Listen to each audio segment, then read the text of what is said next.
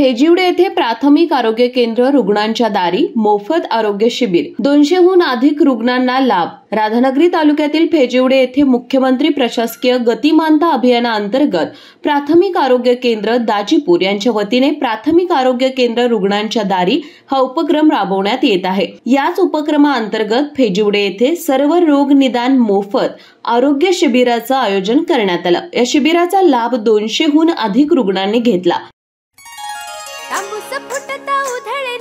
भूपाळी रामपारी दिशादाही उजळल्या आल गोकुळ आपुल्या दारी निर्भेळ आणि सकस चवीच गोकुळ लई भारी। गोकुळची दर्जेदार दुग्ध उत्पादने गोकुळ अस्सल चव कोल्हापूरची आहे कोल्हापुरी गोकुळ लई भारी।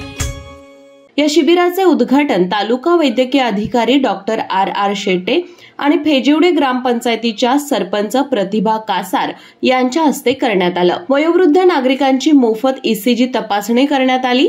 तसेच विविध आजारांसाठी तपासणी आणि औषधोपचारही मोफत करण्यात आले। यावेळी आयुष्मान भारत जन आरोग्य योजना अंतर्गत ज्येष्ठ नागरिकांना गोल्डन कार्डचे वाटप करण्यात आले।